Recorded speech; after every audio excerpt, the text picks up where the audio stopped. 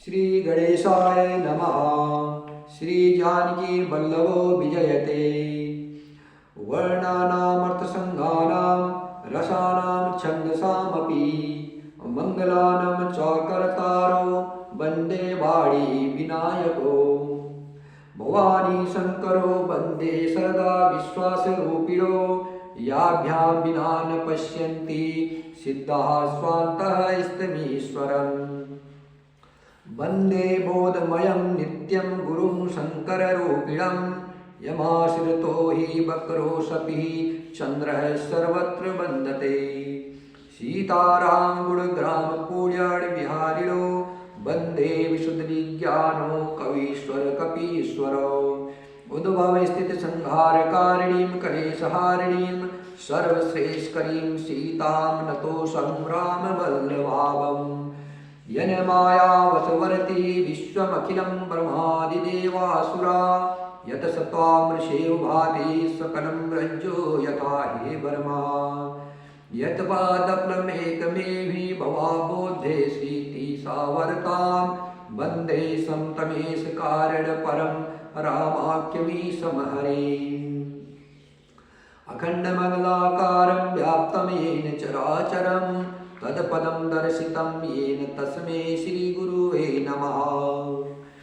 आपदामपहर्तारं दातारं सर्वसम्पदानं लोकाभिरामं श्रीरामं भूयो भूयो नमाम्यहम्।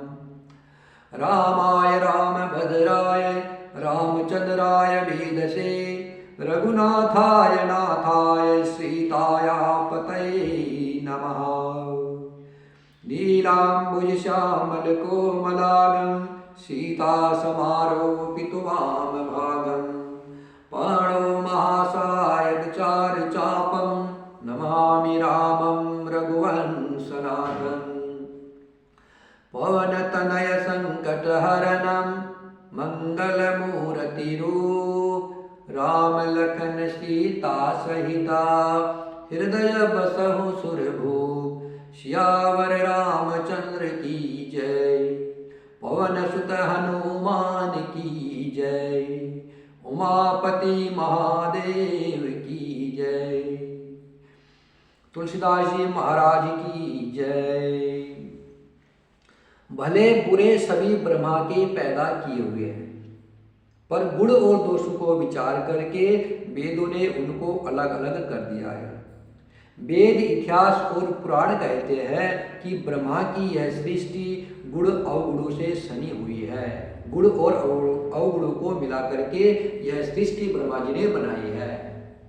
दुख सुख, पाप पुण्य, दिन रात, साधु असाधु, सुजाति कुजाति, दानव देवता, ऊंच नीच, अमृत विष, जीवन मृत्यु, माया ब्रह्मा, जीव ईश्वर, संपत्ति दरिद्रता, रंक राजा, काशी मगध, गंगा कर्मनाशा, मारवाड़ मालवा, ब्राह्मण कसाई, स्वर्ग नरक, अनुराग वैराग्य, ये सभी पदार्थ ब्रह्मा की सृष्टि में है। वेद शास्त्रों ने उनके गुण दोषों का अलग अलग विभाग कर दिया है, उनको अलग अलग कर दिया है उनके गुण और दोषों के अनुसार। विधाता ने इस जड़ चेतन विश्व को गुण दोषमय रचा है, किंतु संत रूपी हंस दोष रूपी जल को छोड़ करके गुण रूपी दूध को ही ग्रहण करते हैं। गुण दोषमय संसार है, जो संत होते हैं वो दोषों को छोड़ करके गुणों को ग्रहण करते हैं। विधाता जब इस प्रकार का हंस का सा विवेक देते हैं, तब दोषों को छोड़ करके मन गुणों में अनुरक्त होता है। काल संभाव और कर्म की प्रबलता से भले लोग साधु भी माया के वश में होकर के कभी कभी भलाई से चूक जाते हैं।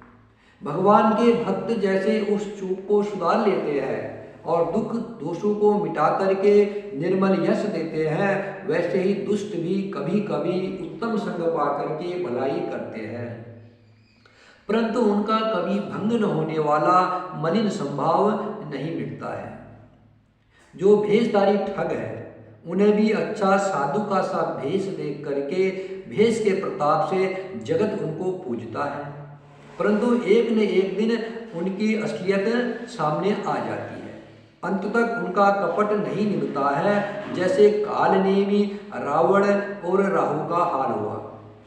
बुरा भेष बना लेने पर भी साधु का सम्मान ही होता है, जैसे जगत में जानुवंत जी और हनुमान जी का हुआ। बुरे संग से हानि और अच्छे संग से लाभ होता है, यह बात लोक और वेदों में है और सभी लोग इसको जानते हैं। पवन के संग से धूल आकाश में चढ़ जाती है और वही नीचे की ओर बहने वाले जल के संग से कीचड़ में मिल जाती है। साधु के घर के तोता मैना राम राम सुमरते हैं और असाधु के घर के तोता मैना गिन गिन करके गालियां देते हैं। कुसंग के कारण धुआं कालिक कहलाता है, वही धुआं सुसंग से सुंदर शाही होकर के पुराण लिखने के काम में आता है, और वही धुआं जल अग्नि और पवन के संग से बादल होकर जगत को जीवन देने वाला बन जाता है। ग्रह, औषधि, जल, वायु और वस्त्र, यह सब भी कुसंग और सुसंग पाकर संसार में बुरे और भले पदार्थ हो जाते हैं। चतुर एवं विचारशील पुरुष ही इस बात को जान पाते हैं। महीने के दोनों पखवाड़ों में उजियाला और अंधेरा समान ही रहता है, परंतु विधाता ने इनके नाम में भेद कर दिया है। एक का नाम शुक्ल, दूसरे का नाम कृष्ण रख दिया। एक को चंद्रमा का बढ़ाने वाला और दूसरे को चंद्रमा का घटाने वाला समझ करके जगत ने एक को सुयश और दूसरे को अपयश दे दिया। जगत में जितने जड़ और चेतन जीव है, सबको राममय जान करके मैं उन सबके चरण कमलों की सदा दोनों हाथ जोड़ करके वंदना करता हूँ। देवता, दैत्य, मनुष्य, नाग, पक्षी, प्रेत, पितर, गंधर्व, किन्नर और निशाचर, सबको मैं प्रणाम करता हूँ। अब सब मुझ पर कृपा कीजिए। श्री राम जय राम जय जय राम, श्री राम जय राम जय जय राम, श्री राम जय राम जय जय राम, श्री राम जय राम जय जय राम, श्री राम जय राम जय जय राम। 84 लाख योनियों में 4 प्रकार के स्वेदज, अंडज, उदिजज, जरायुज जीव जल, पृथ्वी और आकाश में रहते हैं। उन सबसे भरे हुए इस सारे संसार को श्री सीताराममय जान करके मैं दोनों हाथ जोड़ करके प्रणाम करता हूँ।